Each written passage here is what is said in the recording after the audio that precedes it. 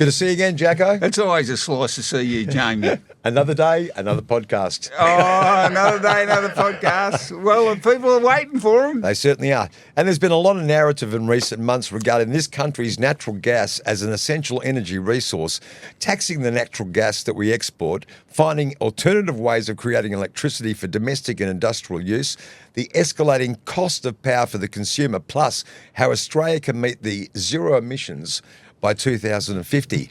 Now, Jacko said you knew somebody that would give a completely different perspective to the current LNG debates and the status of the Australian gas industry. Yeah. So let's meet our first guest.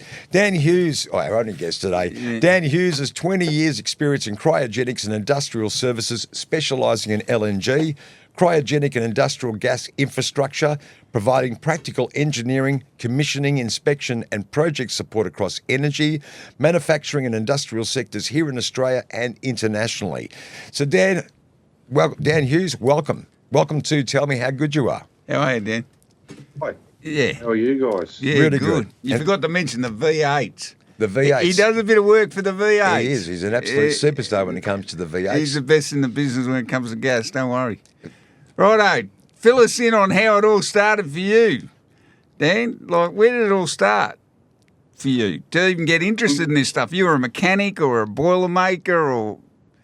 Yeah, I was both. I was a mechanic and did a trade as both, and just got into, through being a boilermaker, just got into, the high-end stuff, which was, the pressure pipe welding and pressure vessels, and I did that for a while, and then had my own business where we built pressure vessels, cryogenic tanks and road tankers and things.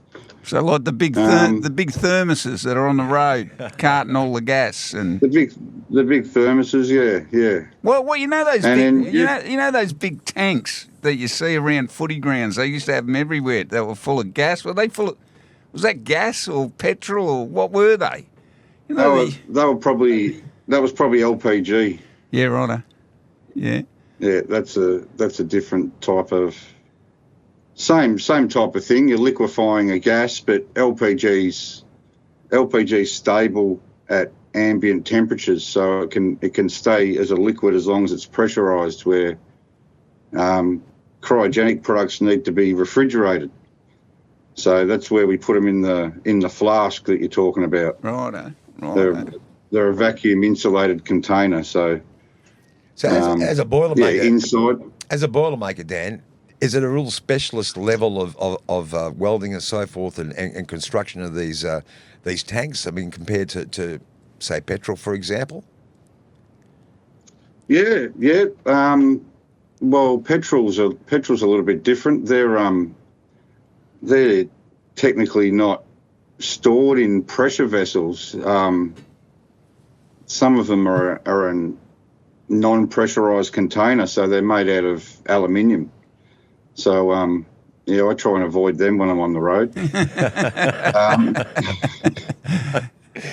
But yeah, no, everything's for this type of thing. It's the top spec that we've got for Australia, and we also follow some European and American specs for manufacture and welding.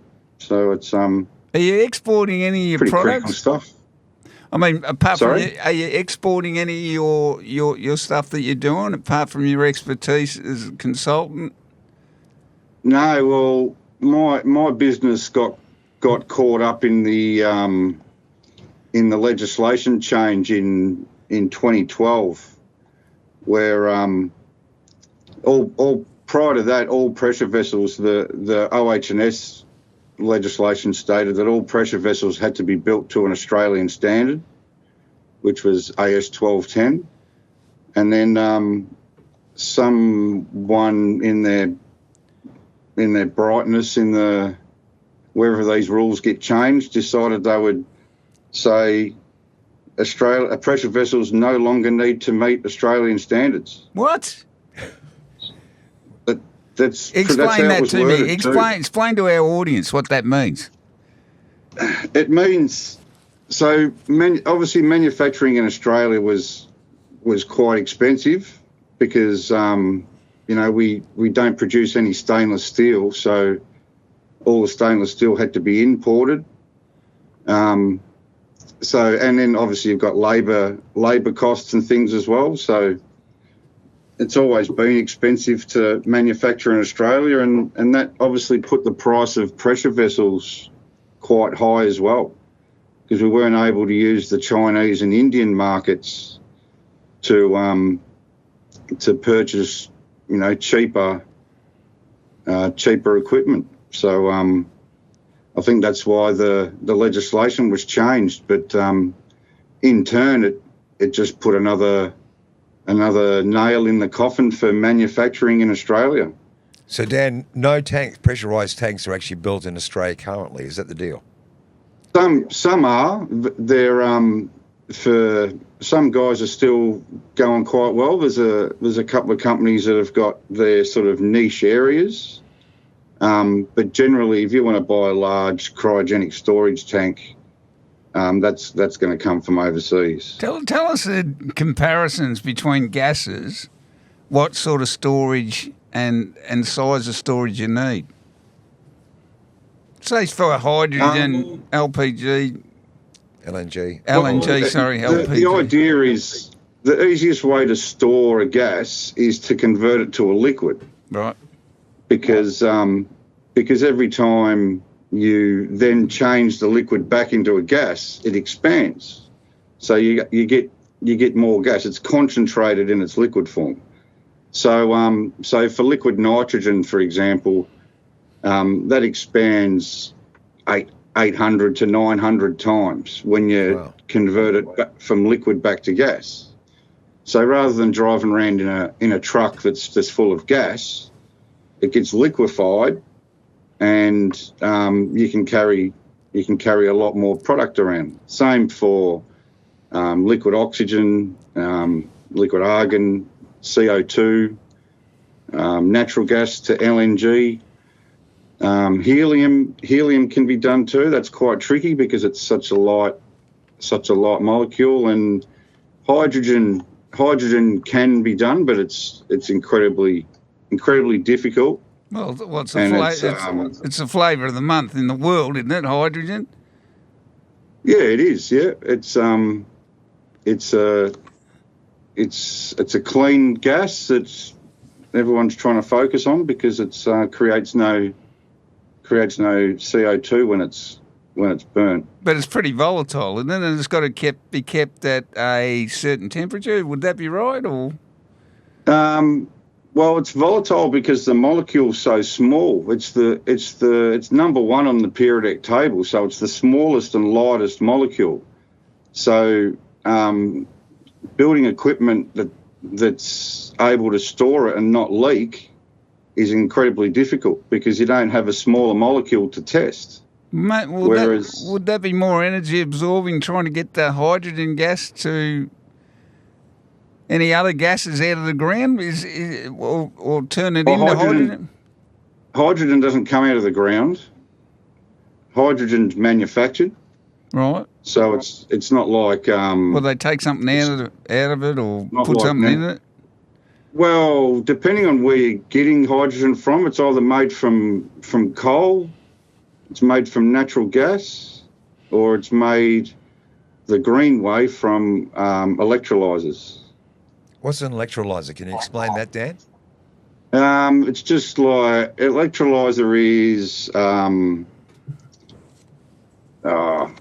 it separates electronically separates the hydrogen from the oxygen. There's a series of plates that are insulated to each other, and a charge is passed through.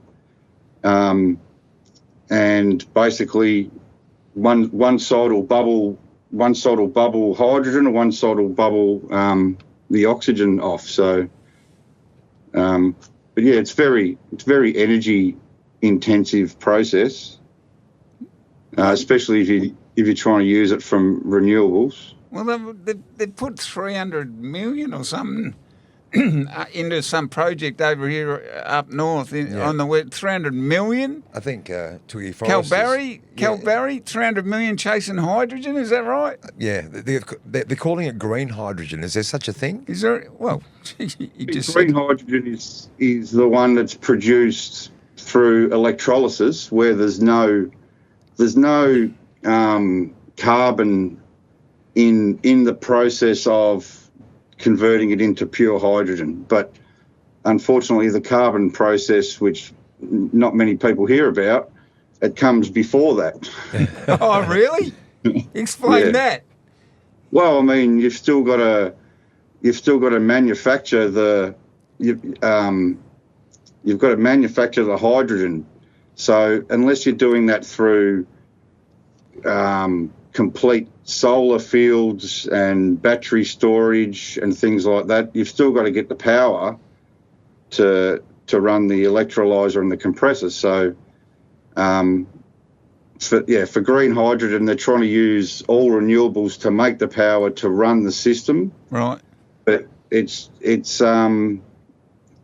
very inefficient. Very inefficient. It's inefficient. Do the governments know that it's inefficient? Well, they did a little practice run up at Shark Bay, just north of you guys. Yep. Yeah.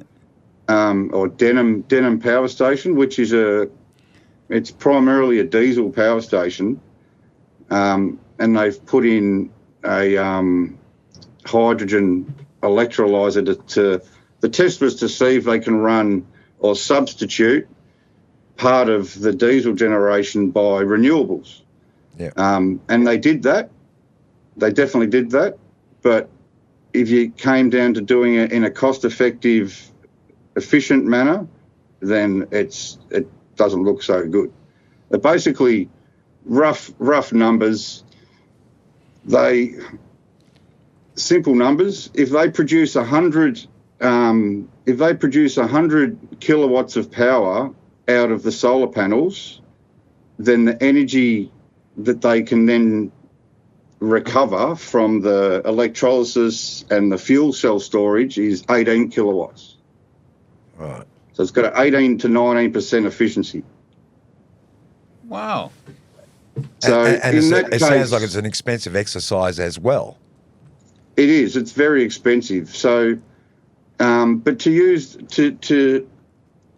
that example as a cost-effective, I mean, it's hard to say how they could pull it back. But the primary scope for that project was just to see if a small amount of power could be substituted by a renewable source, and they'll be comfortable to say that yes, they did do that. But yeah, it's just the efficiency. It probably would have been more efficient to leave the large solar field they put in and just store the power in batteries. Right. And then they haven't got that technology yet, though, have they? Inside yeah, that's pretty. That's just like the solar systems on your house. Yeah, right. But what's the length of time you can store your electricity that you're getting through your solar at a house now? What is it? That just means that the process for a large system like that, you would have to have multiple batteries, and they would cycle through. So you didn't have one battery trying to hold power for a long time. So they would systematically drain to a certain level, and they would systematically charge. So you wouldn't be draining each one at a time. So Dan, tell me, has Australia got a gas shortage, and is there other alternative fuel sources available that would be better off, say, than going down the path of chasing up to see if hydrogen is the best way to go futuristically for this country? Well, I don't believe Australia has a natural gas issue. We produce 115 million tonnes of gas every year. And of that, less than 30% is used domestically, and the rest is exported as LNG. So I would put it down that we have an allocation problem rather than a gas problem. There's plenty of gas there.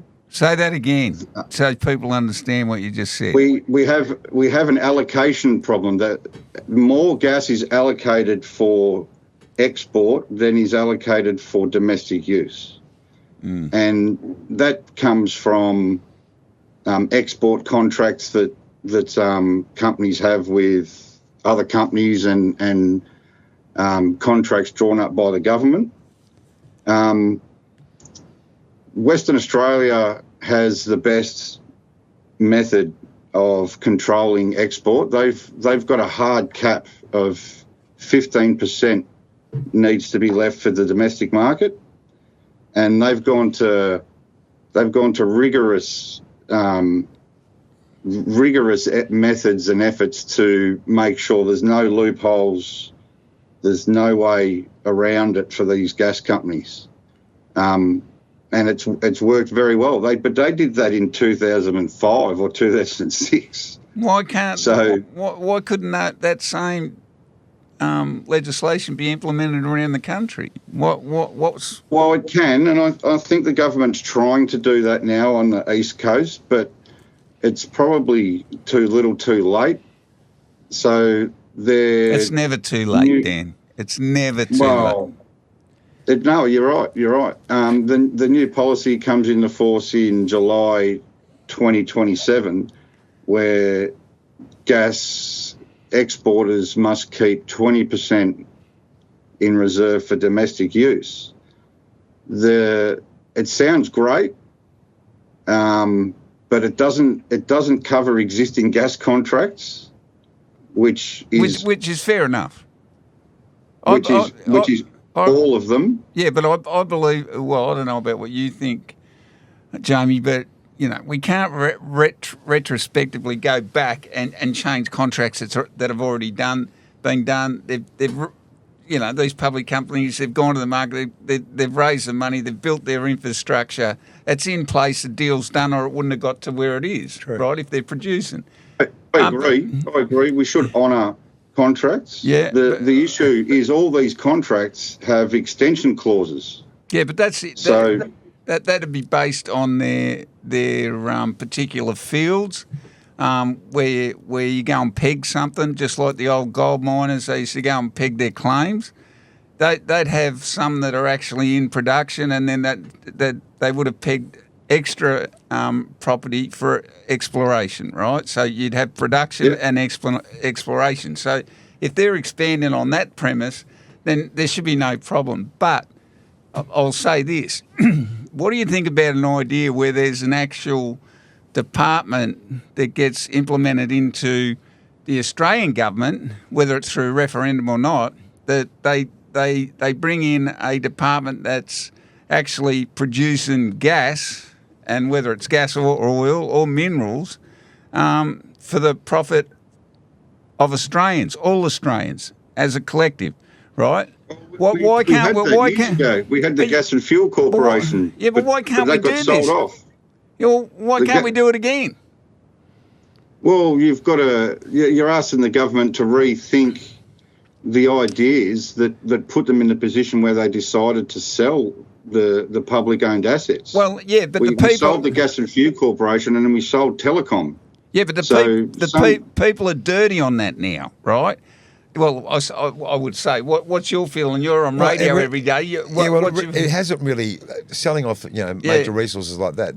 Government utilities like that. I mean, really, there's been a lot of issues regarding the fact that it really hasn't helped the price of it going into a competitive market or creating competition. So, I don't think it's actually worked well at all for a lot of reasons. But what I am interested in finding out, why isn't Australia governed by the same rules when it comes to our natural resources? I mean, what's it like on the eastern seaboard? I mean, does everybody between the three states of, say, Queensland, New South Wales and Victoria, have they got the common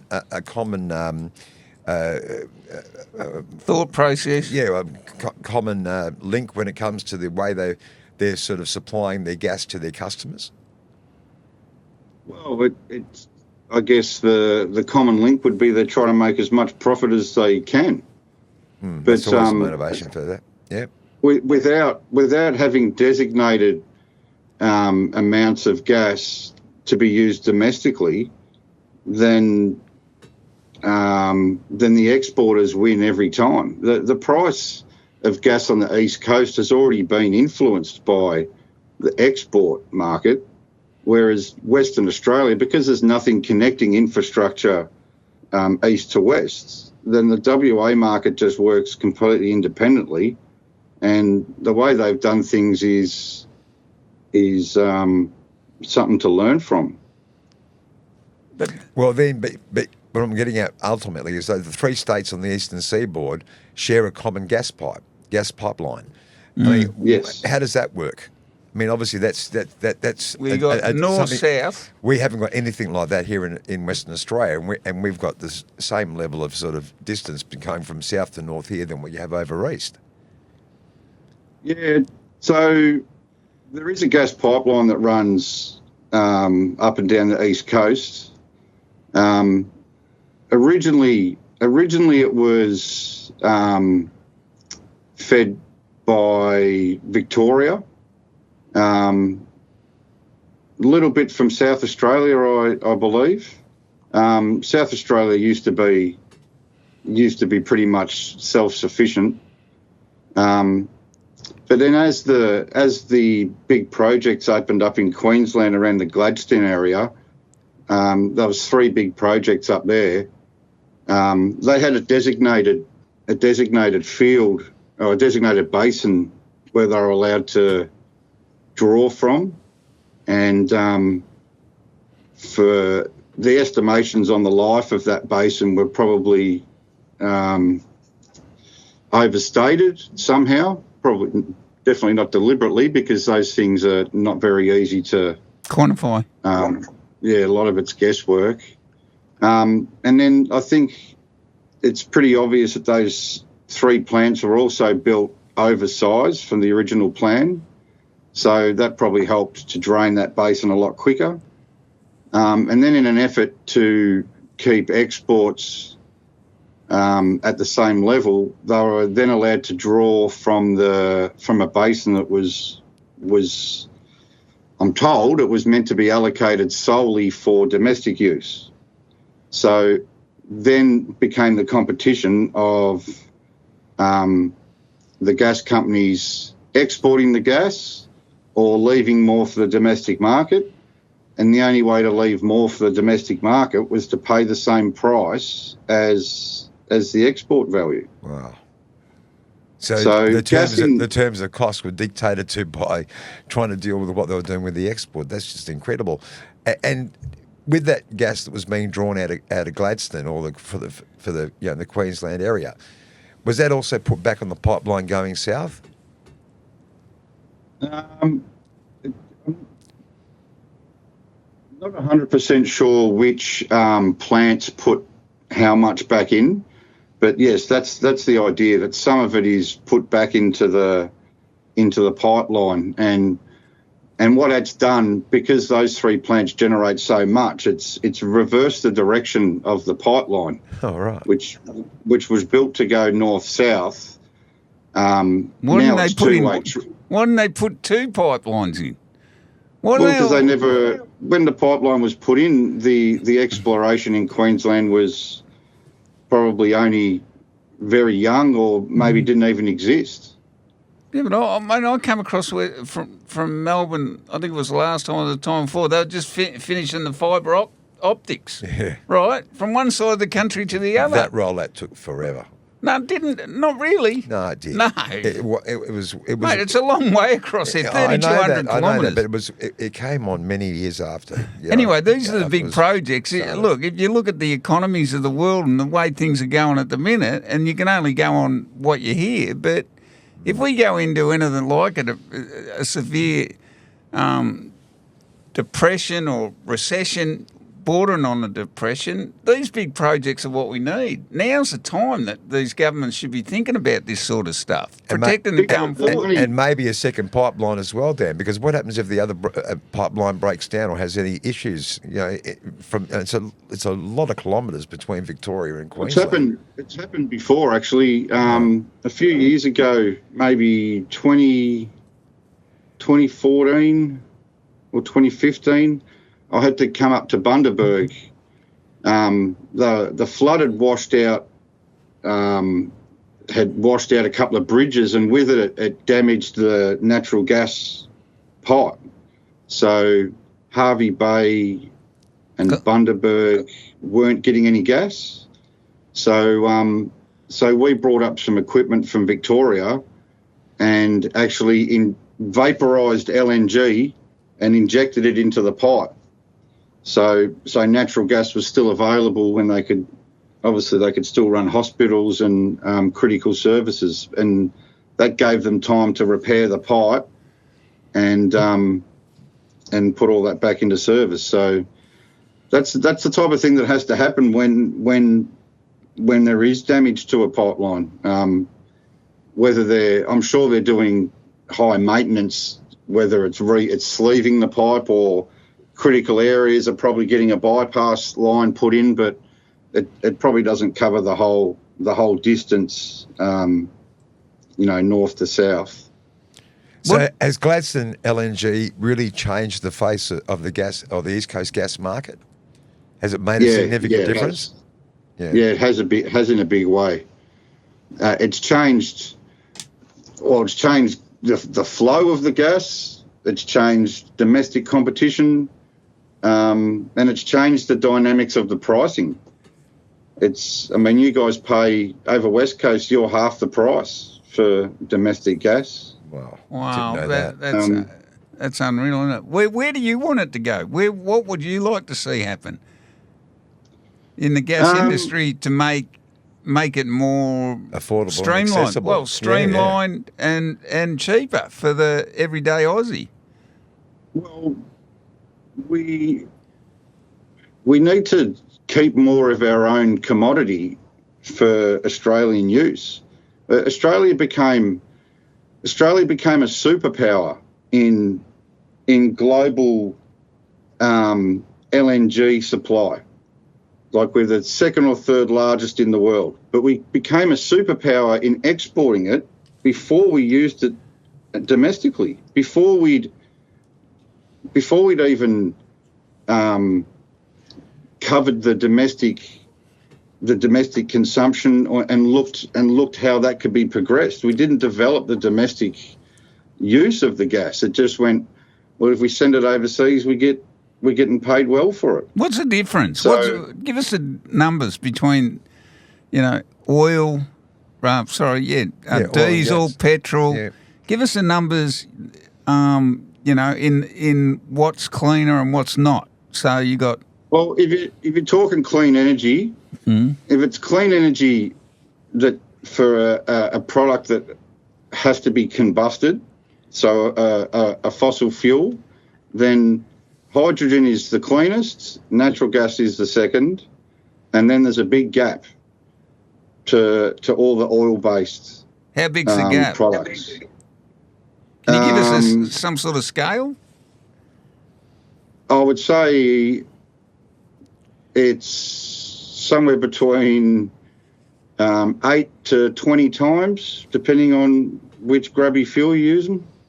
Yeah, right. So hydrogen's the cleanest. LPG's... But hang on, cleanest is the most expensive to produce, though. Hydrogen is? Hydrogen Yeah, is. I get that, but LPG... LPG, or LNG, I should say. LNG... Sorry, why do I keep saying LPG? Yeah, LNG. They're very close in names, but they're very different in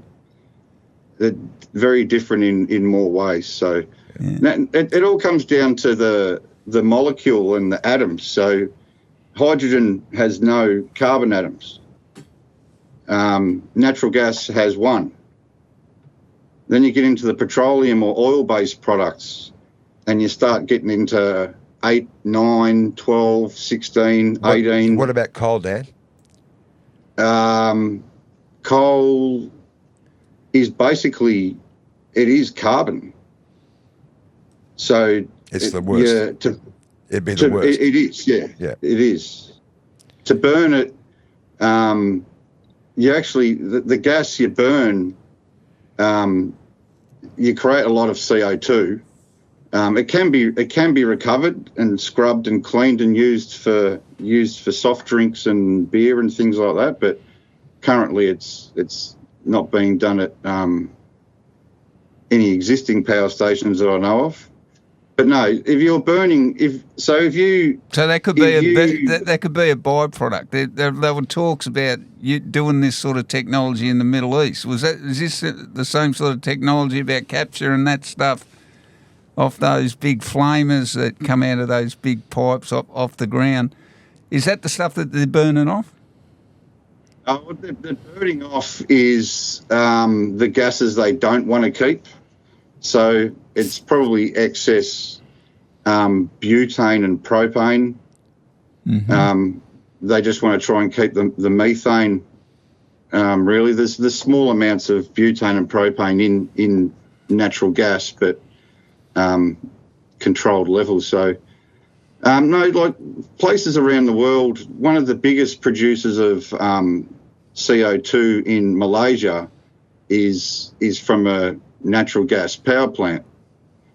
So yeah, they burn the natural gas and recover the CO2 out of the flue gas.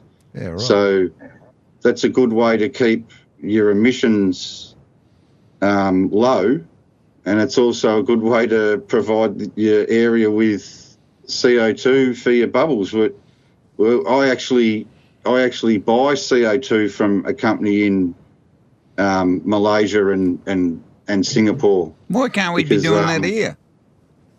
Well, we could for sure. We can do we do it in some areas, but not enough. There's a CO2 shortage in Australia every year, and we bring it in from overseas to make sure you've got fizzy drinks and beer. Can gas actually run Australia as a requirement for power? Yeah. Obviously, there's more infrastructure to be built, but we export roughly 4 to 5 times the energy that we use. That's how much we export. So we've produced an amount of gas, we've taken away what we normally use, and then what's left is 4 to 5 times more. Wow. Than what we use. So even if we doubled our power consumption reliance on natural gas, we would still be exporting a hell of a lot. But it would give us the opportunity to start looking at some projects, generate some jobs. Like instead of closing these coal-fired power stations down, or the ones that are closed, well, let's look at refitting them to run off natural gas. So there'd be lower emissions. It'd be a cleaner situation for the locals. Any power station that's running off coal, you would reduce the emissions by over 50% straight away by changing it to natural gas. Why isn't this being brought up with the governments? Why isn't this on the front page of the business section and because all of it? It's what we discussed before, Jacko. The existing contracts, so they've brought in that new legislation 2027. The existing contracts will just keep overlapping. If there's an extension clause in the contract, it'll keep overlapping. It's going to take brand new infrastructure from drilling to liquefaction. It's going to take a whole new train of a whole new system from A to B, unless there's some way to rejig these contracts where more are kept, because the argument's going to go on forever. Dan Hughes, I'm going to ask you a very important question. Well, I think it is. Have you ever been approached by any government department to actually join a think tank on where we should be going on this sort of issue? Have you ever? No, I did send some information to a guy that I traditionally don't like politicians. They're talk in riddles and say a lot of words that don't need to be said just to confuse people.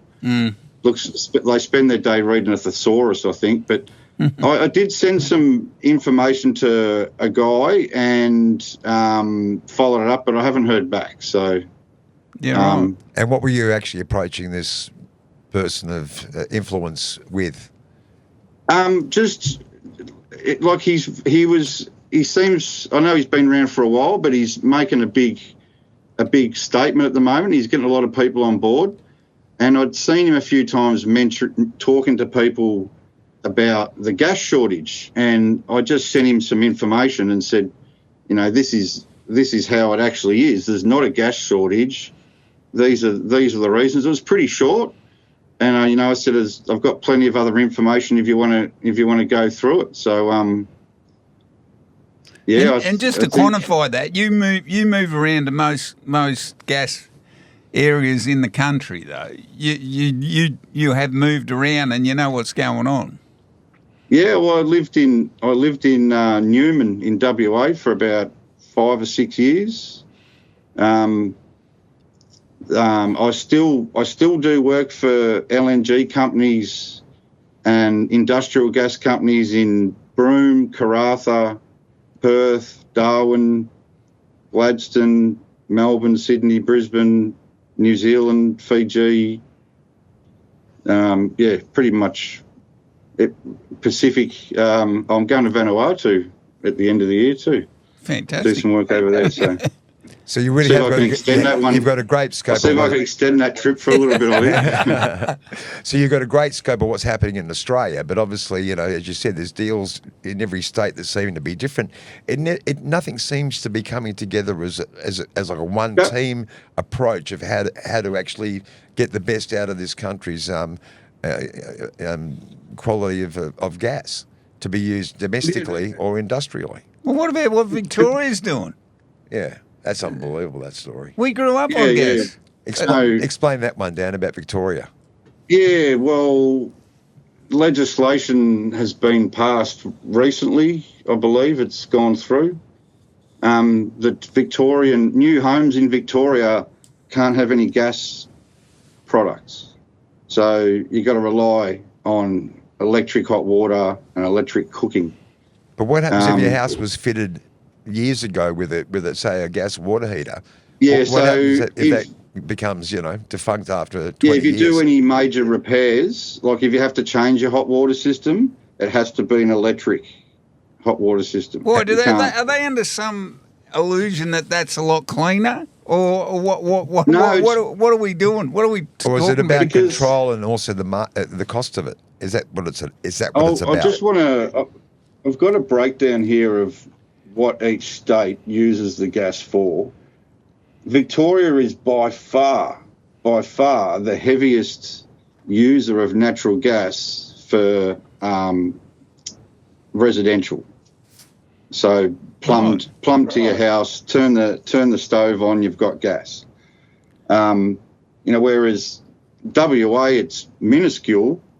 They use the majority for power generation. And it's even less than mining. So it's just, I guess it's it shows you where the natural gas market was developed. It was primarily southeast coast. Interesting. And then everything was plumbed underground. Everywhere had gas. And then as Melbourne and Sydney exploded population-wise, they just consumed so much gas for residential purposes that the industrial guys are running out. And, it makes me wonder, you see all these, there's a lot of places shutting down, steel mills, smelters and things, because they're just struggling with the price of running, their plant. But the price of gas is going up because of what we spoke about before. They're competing with export markets, but so much is allocated to the domestic, to residential in Victoria and New South Wales that, manufacturing in those areas are going to be anything that relies on heating is going to be affected as well. There's very small amount gets used for power, and there's not much left to use for the industry for Victoria. So what's the answer? What's the answer? The answer is we need to keep more gas in Australia and take advantage of it, not stop using it. If you want to make cleaner power, reliable power, use it. Use the commodities you've got in Australia.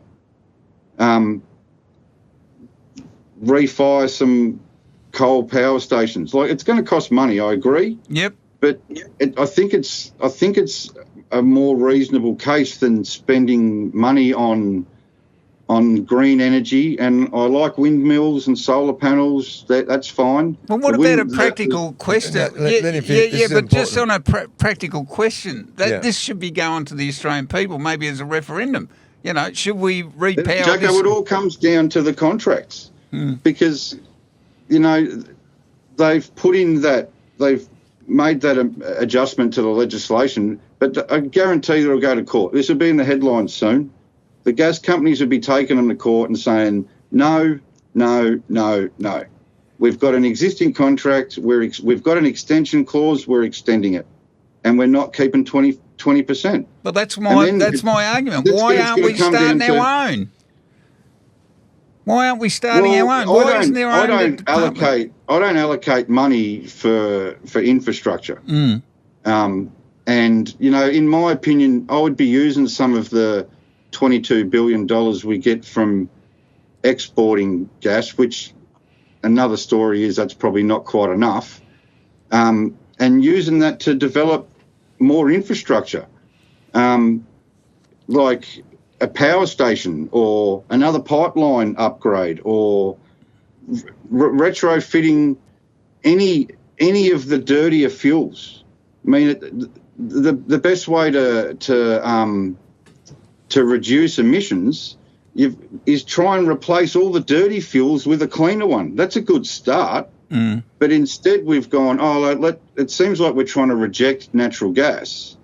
And I don't know if the plan is just to try and export more. And then we're still using coal for, 60 or 70% of all the power generated in Australia. We're still using diesel. Towns that aren't connected to the grid, a lot of them use diesel generators. Yeah. Generators can be converted to LNG to run on natural gas quite easily. Yeah, but so can cars, so can trucks, so can, all forms of transport. There used to be heaps of trucks running around on with LNG tanks. There used to be stacks of them. And then that just kind of fizzed out. It's exactly the same issue we're going to have when these hydrogen trucks get on board, except it's going to be worse because at least with the LNG trucks, they could choose to run a mix, and if they ran out, they could run completely on diesel to get to the next service station. Yeah. The hydrogen and electric ones, their range is going to be so short, minuscule. You think you're trying to pull 62.5 ton B double up a hill. There's no chance you're going to get from Melbourne to Sydney. And it's going to be an expensive form of fuel as well because it's hydrogen, and hydrogen is expensive to create. Transport in Australia is already putting pressure on businesses. I transport a lot of gear around Australia. I can get stuff from Singapore or China for half the price than it cost me to send something from Brisbane to Melbourne. That's amazing. So you think about you're going to add further delays to the transport. First of all, it's going to be the cost of equipment, which will be blended in like a new truck would. Then you've got short travel times, long refueling times. The cost of transport in Australia is going to go through the roof. Yeah. Dan, which countries are actually running a majority of their power domestically with LNG?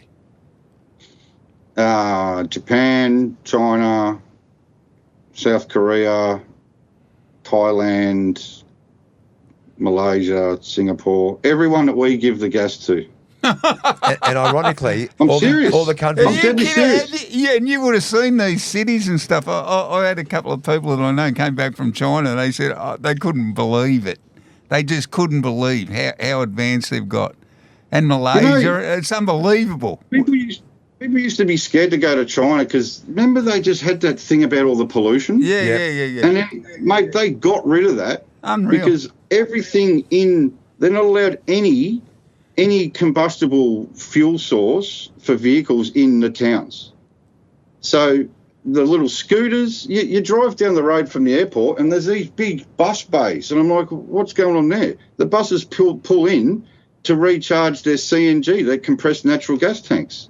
The little scooters are running off.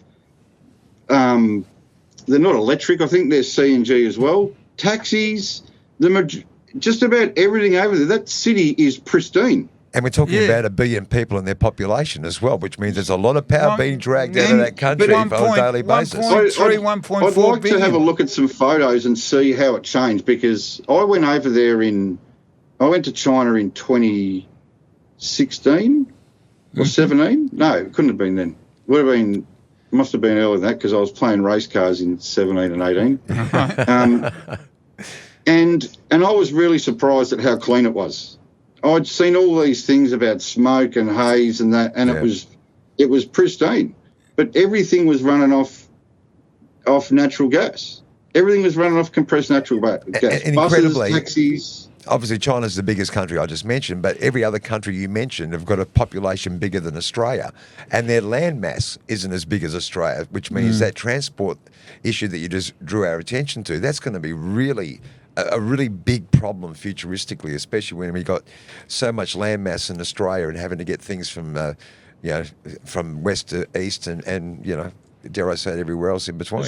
That was the reason the whole LNG for truck for transport fell over in Australia, because so there were refuelers put in along because Melbourne to Sydney and to Brisbane was the test. Yeah. There was refuelers put in. They're probably still there at certain places, and I think you had to fuel up once to get.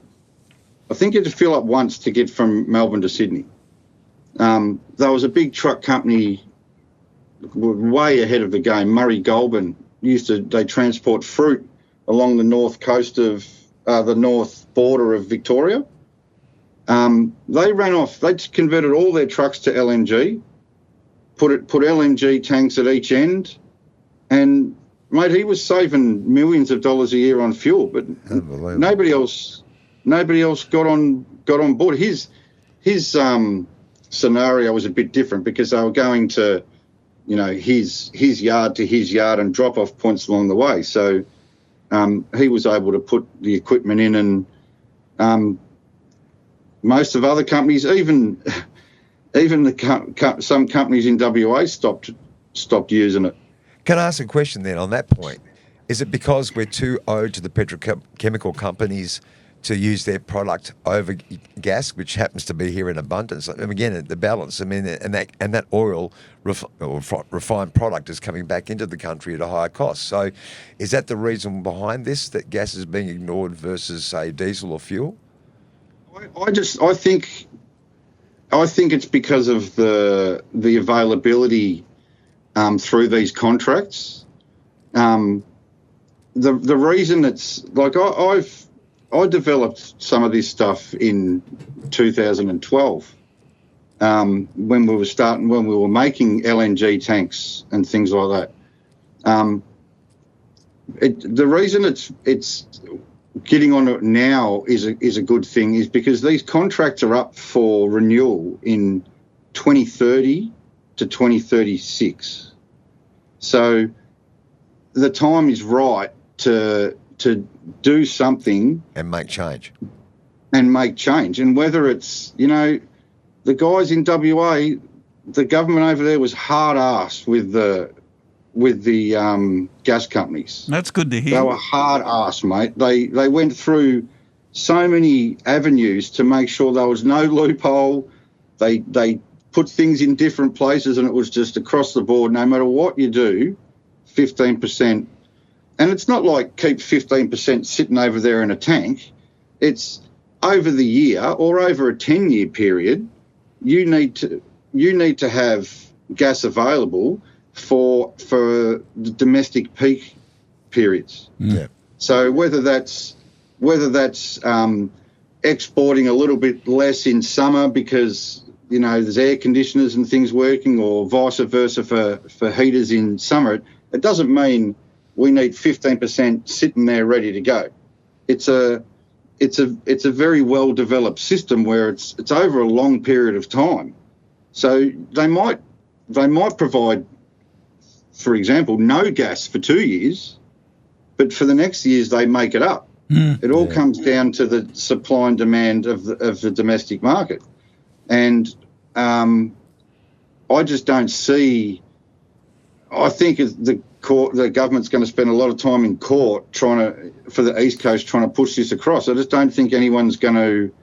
The companies we touched on before, we've got existing contracts. This is an extension. It's not a new contract. You can't do this.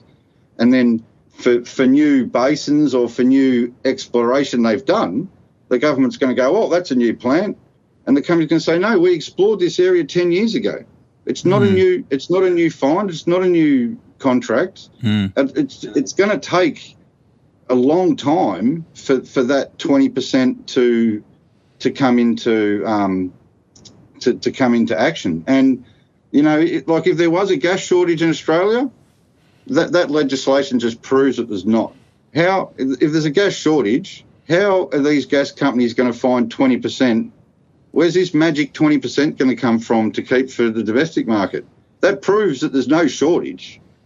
What they're saying is that 20%, you've got to send 20% less overseas. That's what they're not saying. Find another 20%. It's the gas is there. It's however it's worked over the years. I think the closer and closer we've gotten to these contracts coming up.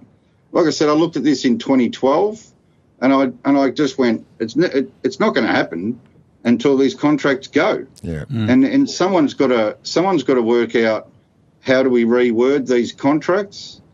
But they're kind of tippy-toeing around as well. Like, do we want to upset these companies that supply us with profit? Well, you're not upsetting them. You're not upsetting them. You're not. You wouldn't be upsetting them. As long as you were just out there and putting it out there, this is what we're doing to benefit the population, the people that are in the country for our needs. I think that'd be pretty acceptable. Where have you been hiding, Jacko? You tell me a company's going to pick the Australian people over $1. It's not what they're in business for, mate. Get your point. It's not what they're in business for. But you're not stepping on their toes, right? If you did it deceitfully, right, and you just went and did it without talking to them, how do you know? How do you know what the answer's going to be? You're taking 20% of what they potentially could get to earn, revenue for Australia. I'm talking about new basins getting utilised for Australia, right? I'm talking from that point of view, right? The competition that would happen between them and the Australian-based company, right? Which would be owned by the people. But they might not be happy about competition either. There might be clauses in those contracts that stop that sort of competition happening within our own country. All right, we're getting long-winded here. Listen, one more question. One more big question. So, seeing that we've looked at, the profitability factor of creating hydrogen as a greener resource. We already know what the dirty fuels are that are causing too much problems with the emissions they're creating. But can Australia ever reach zero emissions by 2050? And if so, is gas the way to go going forward? We can't do it by 2050 unless you find out a way to generate power without coal, without diesel, and apparently without natural gas. That sounds funny, but what are we going to use? Nuclear? Well, hydrogen. But let me just tell you, hydrogen's made from coal and natural gas. Oh my gosh! And I'm not. That's one. Well, hydrogen comes out of natural gas. Natural gas formula is CH4. So 1 carbon atom and 4 hydrogen. So they split it to make hydrogen. So I think that's the blue hydrogen. They've got all these colours. Okay. The closer to poo is the worst one, and green's good because we know green's fantastic. So there's black and brown is where you get it out of coal, which is a grubby method, but we still do it. We still make hydrogen like that. We just exported a heap of it overseas and tried to tell the Japanese that it was all green hydrogen. Well, it was once green. Yeah. That might have been a secret. I don't know if I was meant to tell anyone that. That was the boat. I appreciate the boat answer. left. Yeah, sorry. Yeah. Boat left from Melbourne, but no other boats left ever again. It's like amazing. So I know you said that gas won't be factored in, but gas is the way of the future. It has to be. Yeah. It has to be. Like whatever logic you want to use, if you can substitute the high emission products with the second lowest emission product in a country where it's an abundant source, we're stupid not doing it. We're stupid. Look, that's spending money on that. Like even if we use it as a stepping stone, hydrogen technology will progress. It'll progress at some stage. Electrolyzers will become more efficient. The battery storage, the fuel cells will become more efficient. There's massive losses at the moment through that equipment, like 60% losses. Wow. So that's massive. But on the way there, let's just use the second cleanest product that we produce masses of to get us through. Like we're never going to be. We're always going to be relying on some type of fuel. There's no way. There's no way around it. There's certain industries that need the heat that can only be provided by gas, and the quick response time from gas. Like at the moment, to fire up a coal-fired power station can take a day, 1 or 2 days to get everything running until it's producing power. A natural gas power station would take 15 minutes. Wow, that just says it all, doesn't it? Listen, Dan, I think that's probably a good spot to just finish this conversation because we could be talking about the benefits of gas for Australia.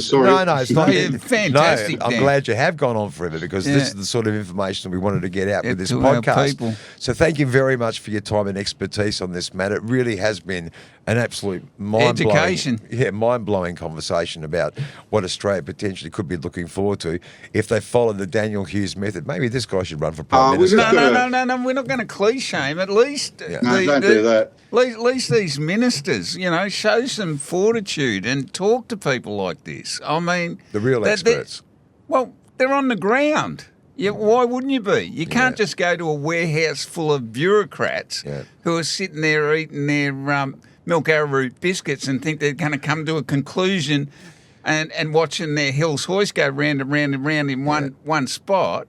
Yeah, and then make a decision on the whole population of the country and its energy when you could be talking to someone like Dan Hughes, right, and get some really structured information, whether you use it or not. At least you've got the background to make a decision. Let's hope Anthony Albanese is watching this podcast, Nan.